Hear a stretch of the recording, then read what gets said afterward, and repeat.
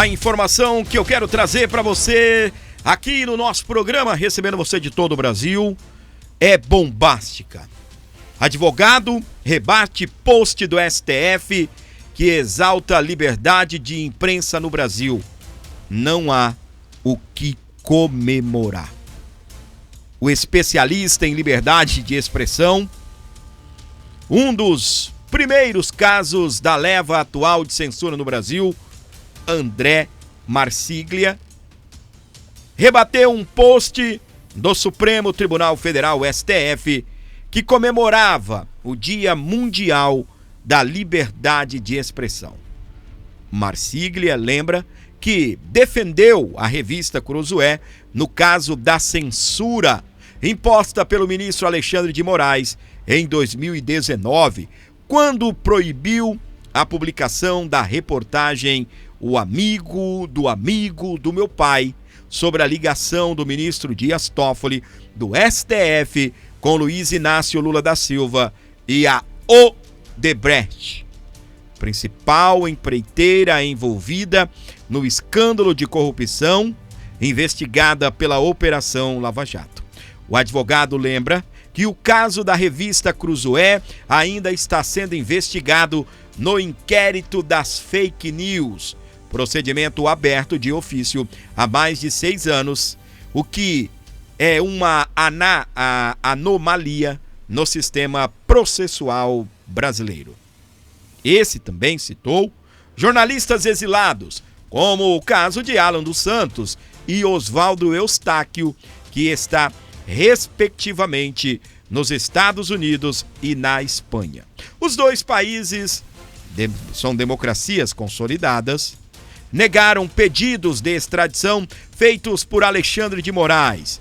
O fundamento da negativa é simples nesses países: jornalismo e opinião não são crimes. Marsiglia também mencionou o depoimento do jornalista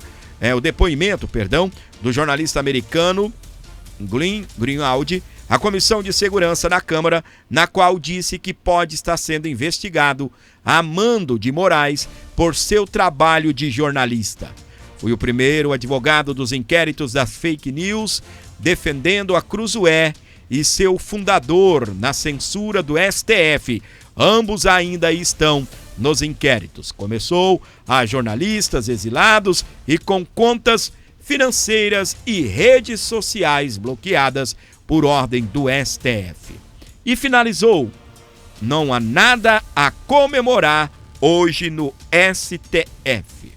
O advogado Maurício Pierre fez um post no qual também destacou decisões do STF que afrontam a liberdade de expressão. Embora a liberdade de imprensa e a liberdade de expressão sejam direitos fundamentais garantidos na Constituição brasileira, sejam de direitos e em tratados internacionais de direitos humanos, civis e políticos, o STF reiteradamente promove atos de censura prévia, o que é ilegal, afirmou o advogado especialista em liberdade de expressão. Em seguida, ele escreveu: o STF deveria ser o guardião do texto da Constituição e dos direitos nela previstos, mas o que presenciamos desde 2019 é a violação reiterada da Constituição, da ordem jurídica e dos direitos humanos. O STF corrompe a Constituição. Uau! O analista político e colunista da Oeste, Flávio Gordon, foi sucinto ao marcar a postagem do STF. O cinismo desse tweet é espantoso. O STF publicou o seguinte: no Brasil, a liberdade de imprensa é um direito constitucional que contribui para a preservação da democracia. Além de protegê-lo, a lei maior também determina que nenhuma lei pode impedir o seu livre e exercício. Meus queridos, eu não sei de que lugar do mundo o STF estava falando.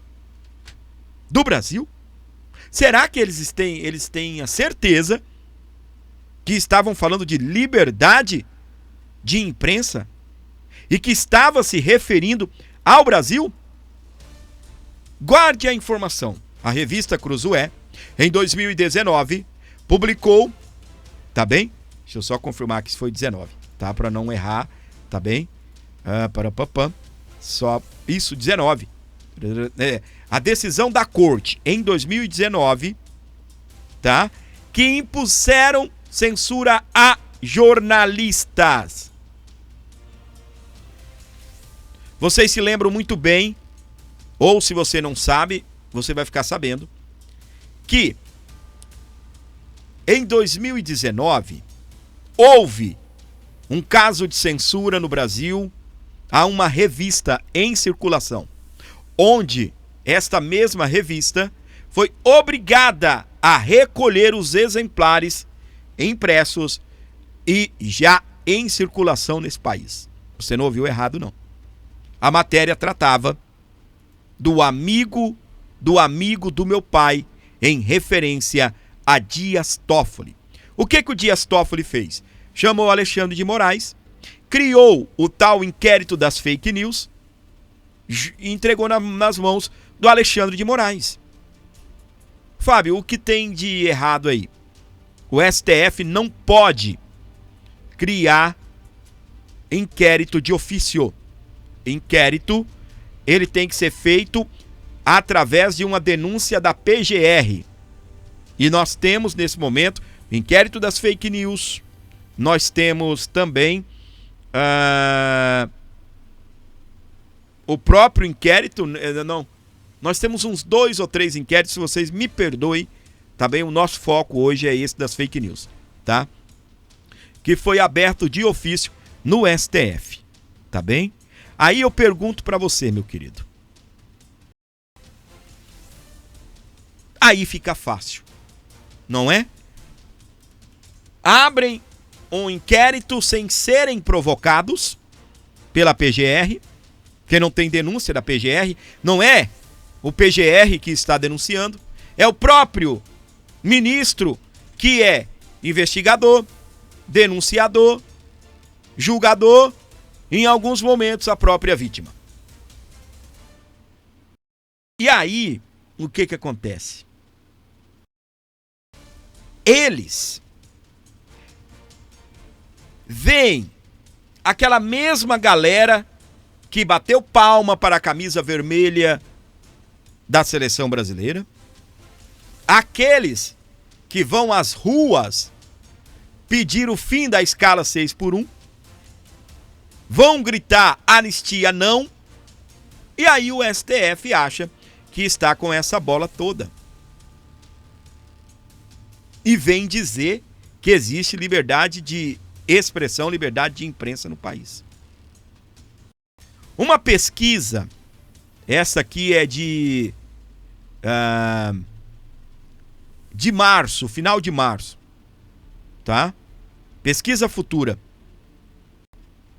52,6% da população vê o STF como ruim, 26,8% como bom. Esses ministros que têm que fazer a sua própria propaganda, têm que amargar, no modo geral, mais de 50% da população avaliam que o STF é ruim.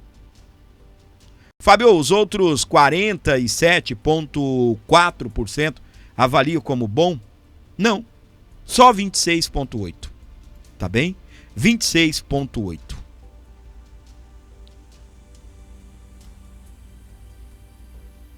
20,2% avaliam como regular. Regular, para mim, não é bom nem ruim, né? São os em cima do muro, os famosos em cima do muro. É verdade que a liberdade de imprensa nesse Brasil, você vê ela se esvaindo a cada momento, tá? A cada momento. No caso da Débora, aqui ó, 70%, tá bem, da população consideram injusta a condenação de Débora a 14 anos. Mais uma vez, é como eu estou falando. Eu não sei o que há para se comemorar no dia da liberdade de imprensa. O próprio Dr. Marsiglia disse: não há nada para comemorar. É fato que a população já percebeu que estão passando do ponto, exagerando dia após dia. A Constituição Federal de 1988, no artigo 5º, inciso 4º e 9º, afirma: é livre manifestação do pensamento, sendo vedado o anonimato. É livre a expressão da atividade intelectual, artística, científica e de comunicação, independentemente de censura ou licença. O STF, ao autorizar as derrubadas de perfis que nós estamos vendo aí e censuras baseadas em opiniões, tem se afastado gravemente desse princípio constitucional.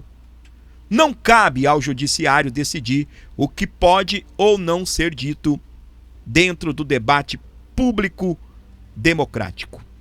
Em decisão recente, o STF autorizou que veículos de comunicação sejam punidos por declarações de entrevistados, mesmo que o jornalista apenas tenha reproduzido a fala. Vocês se lembram? Isso é uma forma velada de censura. Obriga jornalistas a filtrarem opiniões alheias e autocensura por medo de punição.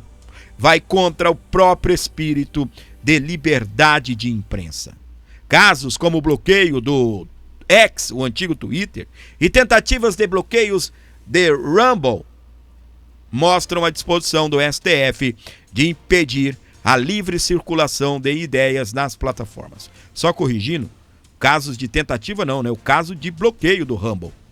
Perfis de parlamentares, jornalistas e influenciadores foram derrubados sem decisão colegiada e sem o devido processo legal. Isso configura censura direta. A liberdade de expressão ou não vale só para ideias que agradam o poder? Uma democracia precisa garantir o direito à palavra, inclusive para os críticos. Alan dos Santos e Oswaldo Eustáquio, jornalistas com ordem de prisão, contas bloqueadas, perseguição internacional por crime de opinião. Deputado Daniel Silveira, preso e condenado por falas, mesmo com imunidade parlamentar assegurada pelo artigo 53 da Constituição. O STF está tratando opinião como crime, distorcendo a tipificação penal e agindo fora dos limites legais. O judiciário não pode funcionar como órgão censor de narrativas. Está coibindo a liberdade de expressão, liberdade de imprensa.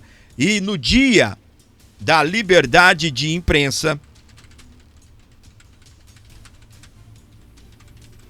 ainda foi emitir uma nota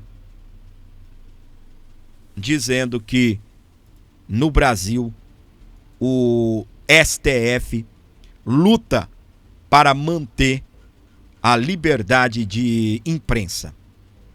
E o advogado, um dos melhores do Brasil e especialista, vem com tudo, tá? Vem com tudo. Porque a democracia exige liberdade, não tutela judicial. A liberdade de expressão e também de imprensa não é um favor do Estado, é um direito natural e fundamental. Discurso controverso se combate com mais discurso, não com censura. Ou seja, a mentira você combate com a verdade. É o dito popular. E é fato que o STF tem que fazer a sua própria propaganda, porque o povo assim não o faz. 52% da população, como eu mostrei, considera o STF ruim. Isso não quer dizer que o restante acha bom, não. 26% acha bom, 20% acha regular. Ou seja, tanto faz.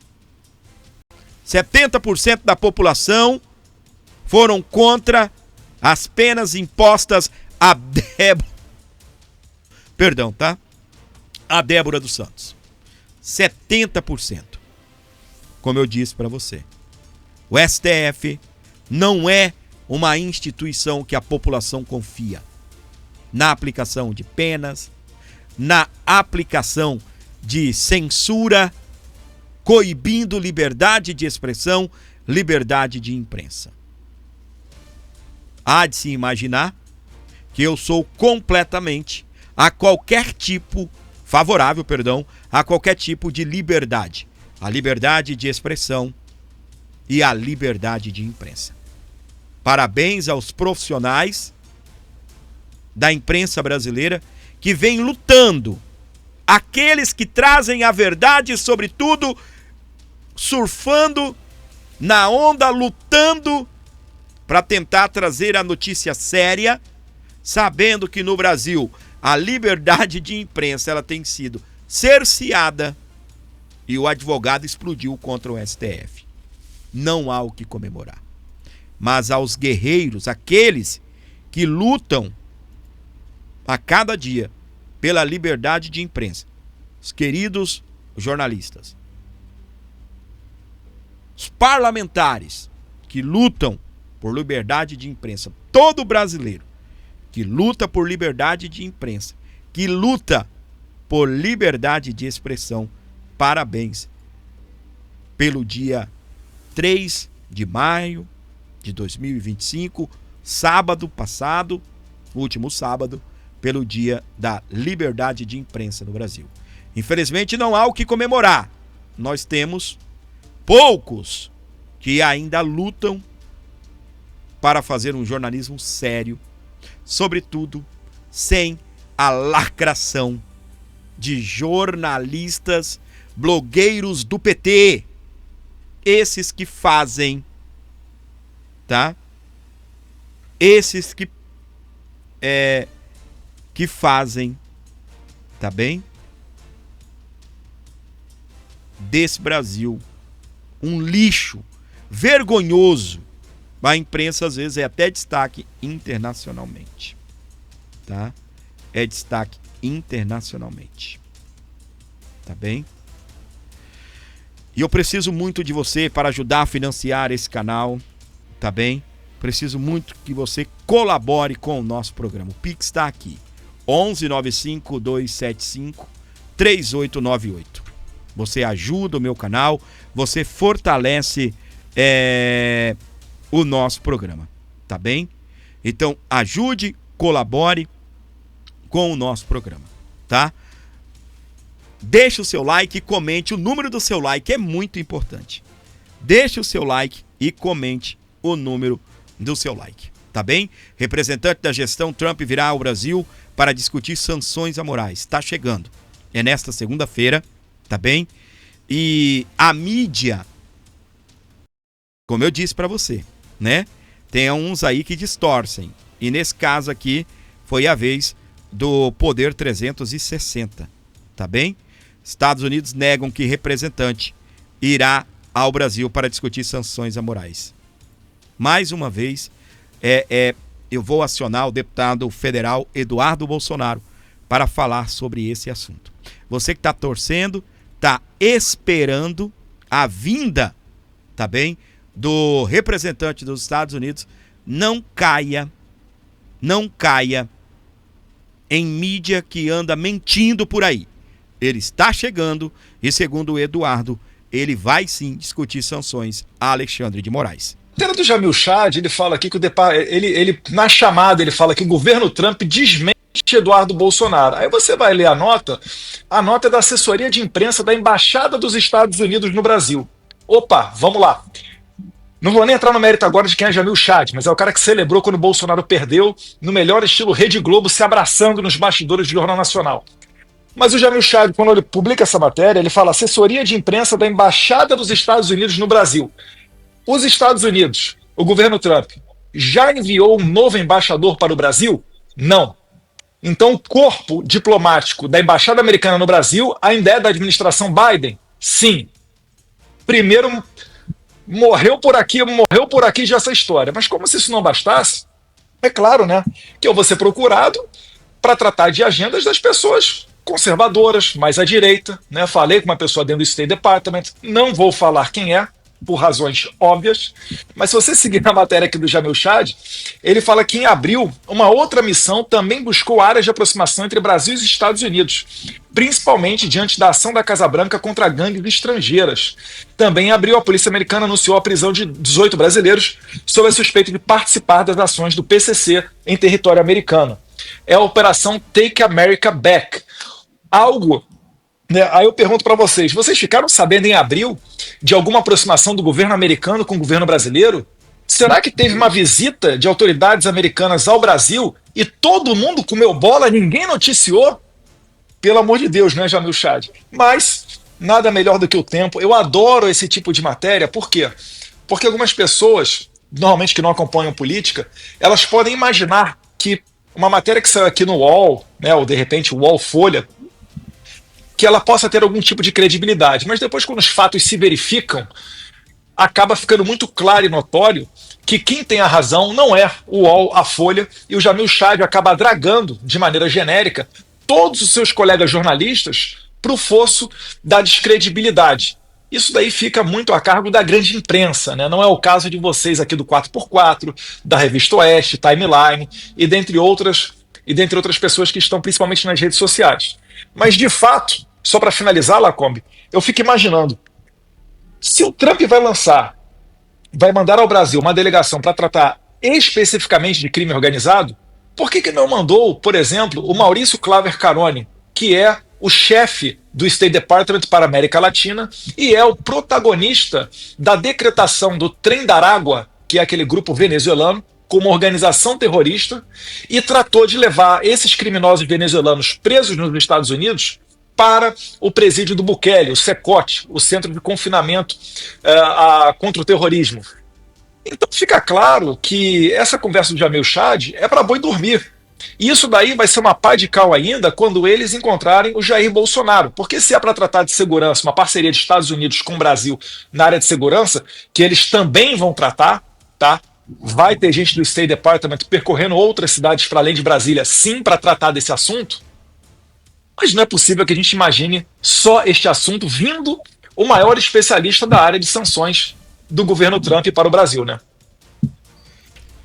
Muito bem, gente. Tá explicado, tá bem? Para você que acompanha esse canal e não tinha visto ainda esse vídeo, tá explicado. O homem tá chegando ao Brasil, tá bem? E como eu disse, né? Poucas pessoas desse país, jornalistas, fazem um trabalho sério, um trabalho decente, tá bem? Primeiro que tá bem explicado aí pelo Eduardo, mas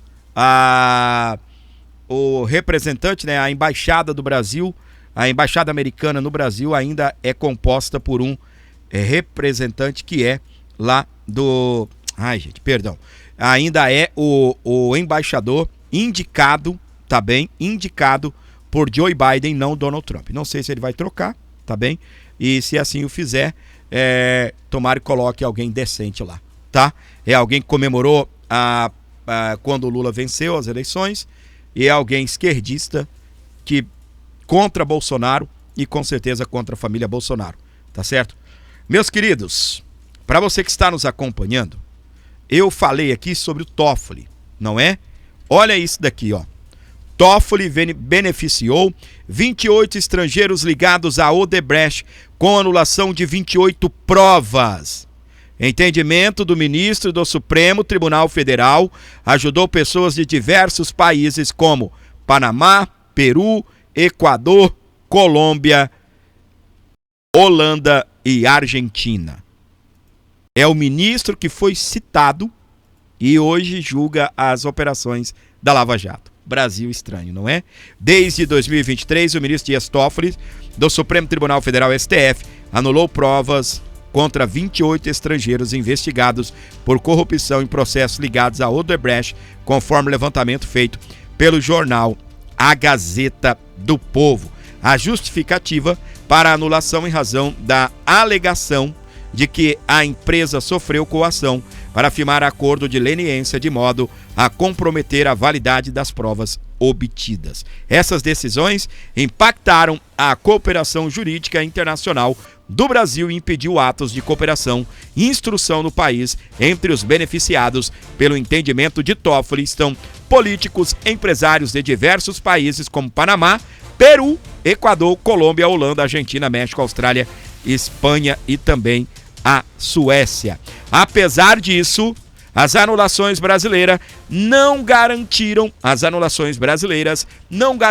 que envolvidos escapassem das acusações em seus países de origem. No Peru, ex-presidente Ollanta Humala e sua mulher Nadine Heredia foram condenados por lavagem de dinheiro em casos relacionados a Odebrecht.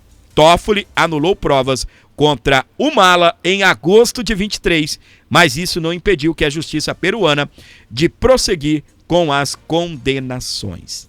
Ela está no Brasil. A Nadine Heredia, que é a esposa do Humala, tá? Ex-presidente do Peru e a ex-primeira-dama. Ele está condenado, preso. Ela, quando soube da condenação, correu para a embaixada. Lula foi lá e mandou buscá-la e ela está no Brasil. A ex-primeira-dama do Peru está no Brasil. E eu já trouxe essa informação, mas só complementando, tá bem? Embora, presta atenção, o Toffoli anulou as provas contra ela, a justiça peruana a condenou, tá bem? Ela é um arquivo vivo. As palavras do senador Magno Malta, e ele quer, tá bem, oferecer proteção a ela enquanto estiver no Brasil e quer ouvi-la na comissão do Senado Federal. Magno Malta alerta para o risco de vida de Nadine Heredia, que teria informações sobre nomes influentes no esquema da Odebrecht. Tá? E aí, meus queridos, o que acontece? Ela é um arquivo vivo. Aqui no Brasil, anularam provas. Ela foi condenada, ela sabe de muita coisa. E eles estão para ouvir ela e explodir uma bomba aí a qualquer momento.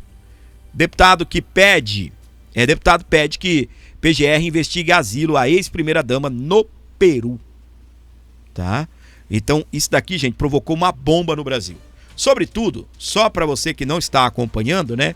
Eu trouxe aqui as fotos dela, essas notícias, para você entender que mesmo com a anulação das provas aí, através do ministro, que olha só, tudo começou aqui, nesse boletim de notícias, com a crítica do Marsiglia sobre a liberdade de imprensa. Toffoli, ao ser citado na Operação Lava Jato, saiu uma matéria na revista Cruzoé, tá bem?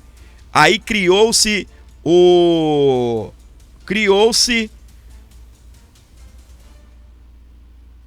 inquérito das fake news.